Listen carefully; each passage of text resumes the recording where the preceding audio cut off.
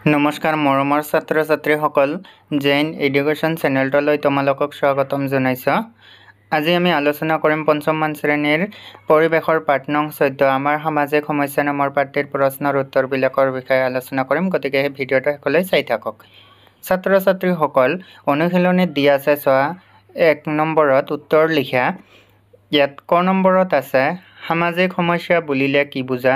খ নম্বৰত সমাজ একতা গঢ়ি তোলাত কোনবোৰ গুণৰ প্ৰয়োজন হয়। গ নম্বৰত সামাজিক সমস্যাবোৰ কি কি।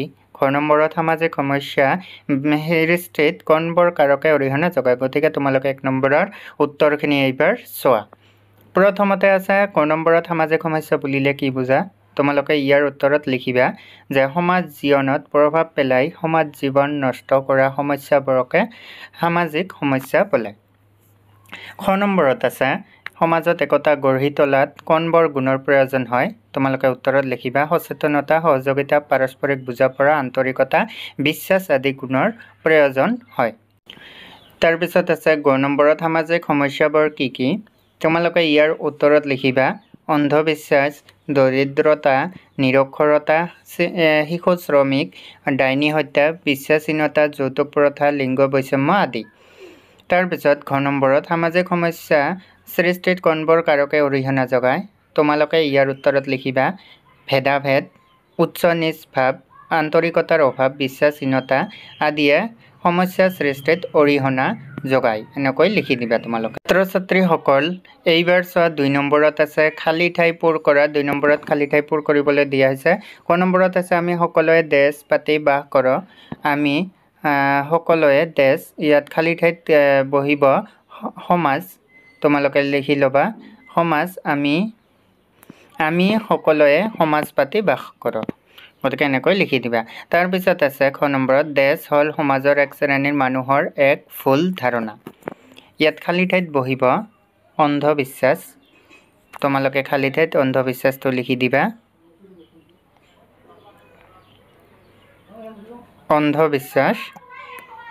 অন্ধবিশ্বাস হ'ল সমাজৰ এক শ্ৰেণীৰ মানুহৰ এক ভুল ধাৰণা। তাৰপিছত আছে গ নম্বৰত সমস্যা দীৰ্ঘদিনলৈ বৰ্তি থাকিলে সমাজত দেশ সৃষ্টি হয়। গতিকে সমস্যা দীৰ্ঘদিনলৈ বৰ্তি থাকিলে সমাজত ইয়াত লিখি ল'বা অশান্তি। সমস্যা দীৰ্ঘদিনলৈ বৰ্তি থাকিলে সমাজত অশান্তিৰ সৃষ্টি হয়। তাৰপিছত ঘ নম্বৰত ৰাইজৰ সচেতনতা আৰু দেশ নহ'লে কোনো সমস্যা সমাধান নহয়। গতিকে ৰাইজৰ সচেতনতা আৰু সহযোগিতা। তোমালোকে খালী ঠাইত লিখি দিবা সহযোগিতা। ৰাইজৰ সচেতনতা আৰু সহযোগিতা নহ'লে কোনো সমস্যা সমাধান নহয়। 9 নম্বৰত আছে লিখা পঢ়া নজনা লোকক দেশ লোক বোলে। গতিকে তোমালোকে খালী ঠাইত বহাবা লিখা পঢ়া নজনা লোকক নিৰক্ষৰ। খালী ঠাইত নিৰক্ষৰ লিখি ল'বা নিৰক্ষৰ। তোমালোকে খালী ঠাইত বহাই ল'বা। তাৰপিছত 3 নম্বৰত আছে 3 নম্বৰত চোৱা ক অংশৰ লগত খ অংশ মিলোৱা। ইয়াত ক অংশৰ লগত খ অংশ মিলাবলৈ কোৱা হৈছে। প্ৰথমতে আছে অন্ধবিশ্বাসৰ কোনো ইপিনে আছে। তাৰপিছত পৰিয়ালৰ আৰ্থিক অনাটনৰ বাবে অন্ধবিশ্বাস, লিংগ বৈষম্য, শিশু শ্ৰমিক আদি। গতিকে অন্ধবিশ্বাসৰ কোনো বৈজ্ঞানিক ভিত্তি নাই। তোমালোকে অন্ধবিশ্বাসৰ কোনো বৈজ্ঞানিক ভিত্তি নাইৰ লগত মিলাই ল'বা। পৰিয়ালৰ আৰ্থিক অনাটনৰ বাবে শিশু শ্ৰমিকৰ সৃষ্টি হয়। তোমালোকে শিশু শ্ৰমিকৰ সৃষ্টি হোৱাৰ লগত মিলাই ল'বা। অন্ধবিশ্বাস, লিংগ বৈষম্য, শিশু শ্ৰমিক আদি সামাজিক সমস্যা। গতিকে তোমালোকে সামাজিক সমস্যাৰ লগত মিলাই ল'বা। এনেকৈ তোমালোকে 3 নম্বৰৰখিনি মিলাই ল'বা ক অংশৰ লগত খ অংশ। তাৰপিছত 4 নম্বৰত আছে অশুদ্ধ বাক্যবোৰ শুদ্ধকৈ লিখে। ইয়াত অশুদ্ধ বাক্য দিয়া আছে, শুদ্ধকৈ লিখিবলৈ কোৱা হৈছে। ক নম্বৰত আছে গাঁও পঞ্চায়ত আৰু বিভিন্ন স্বেচ্ছাসেৱী সংগঠনসমূহে সামাজিক সমস্যাবোৰ সমাধানত সহায় কৰিব পাৰে। এইটো বাক্য শুদ্ধ হয়। বিভিন্ন গাঁও পঞ্চায়ত আৰু বিভিন্ন স্বেচ্ছাসেৱী সংগঠনসমূহে সামাজিক সমস্যাবোৰ সমাধানত সহায় কৰিব পাৰে। গতিকে এইটো বাক্য শুদ্ধই আছে। তোমালোকে জ্যেষ্ঠ শুদ্ধ এনেকৈ লিখি দিলে হৈ যাব কুসংস্কাৰৰ পৰা সমাজৰ ক্ষতি হয় এইটো বাক্য শুদ্ধ হয় কুসংস্কাৰৰ পৰা সমাজৰ ক্ষতি হয় গতিকে এইটো বাক্য শুদ্ধ কৰিবলৈ নালাগে তোমালোকৰ এটা শুদ্ধই আছে তাৰ পিছত নম্বৰত লিংগ বৈষম্য হল সমাজৰ এটা সমস্যা লিংগ বৈষম্য হল সমাজৰ এটা সমস্যা এইটো বাক্য শুদ্ধ হয় তোমালোকে শুদ্ধটাই লিখি দিবা ইয়াত এনেকৈ লিখি দিলে হৈ যাব তোমালোকৰ নিৰক্ষৰতা সমাজৰ পৰা অন্ধবিশ্বাস আৰু কুসংস্কাৰ দূৰ কৰিব পাৰে নিৰক্ষৰতাই সমাজৰ পৰা অন্ধবিশ্বাস আৰু কুসংস্কাৰ দূৰ কৰিব পাৰে এইটো বাক্য শুদ্ধ হয় অশুদ্ধ নিৰক্ষৰতাই সমাজৰ পৰা অন্ধবিশ্বাস আৰু কুসংস্কাৰ দূৰ কৰিব পাৰে এইটো বাক্য অশুদ্ধ হয় তোমালোকে এনেকৈ লিখি দিবা টকা পইচাৰ অভাৱ হ'লে ল'ৰা ছোৱালীবোৰক শ্ৰমিক সজাই উপাৰ্জন কৰিবলৈ দিব লাগে ইয়াত এই বাক্যটো অশুদ্ধ হয় তোমালোকে অশুদ্ধ বুলিয়ে লিখি দিলে হৈ যাব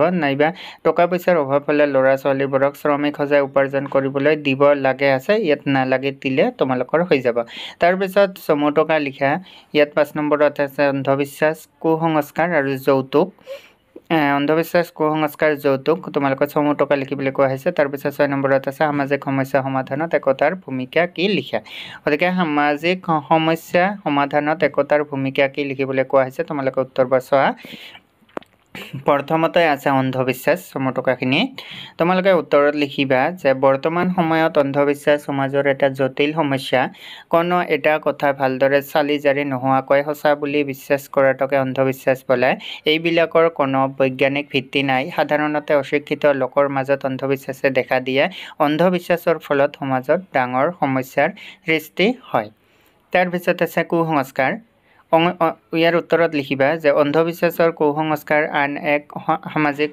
সমস্যা এনে ধৰণৰ সমস্যাবিলাকে সমাজৰ প্ৰগতিত বাধাৰ সৃষ্টি কৰে বৰ্তমান সময়ত চলা এটা কুসংস্কাৰ হৈছে সাপে খুটিলে বেজ আনি চিকিৎসা কৰা বেমাৰ আজাৰ হ'লে বেজ মাতি মন্ত্ৰৰ দ্বাৰা জৰা ফুকা কৰি বেমাৰ ভাল কৰিবলৈ চেষ্টা কৰা আদি এনেকৈ লিখি দিবা তোমালোকে কুসংস্কাৰখিনি তাৰপিছত আছে যৌতুক বৰ্তমান সময়ত যৌতুক হৈছে সমাজৰ এটা ডাঙৰ ব্যাধি বিয়া দিয়া নকইনাৰ লগত ঘৰৰ পৰা ছোৱালীজনীয়ে চলিব পৰাকৈ কিছুমান বয়বস্তু নতুন ঘৰখনলৈ দি পঠোৱা হয় ই এটা সামাজিক নিয়ম কিন্তু কেতিয়াবা দৰা ঘৰৰ পৰা অধিক বস্তু দাবী কৰি কইনাজনীৰ লগতে কইনা ঘৰৰ মানুহখিনিক হাৰাশাস্তি কৰা হয় দাবী অনুযায়ী বস্তু দিব নোৱাৰিলে ছোৱালীজনীয়ে নিৰ্যাতন ভুগিবলগীয়া হয় তোমালোকে যৌতুকত চমু টকাখিনি এনেকৈ লিখি দিবা তাৰপিছত আছে 6 নম্বৰত সামাজিক সমস্যা সমাধানত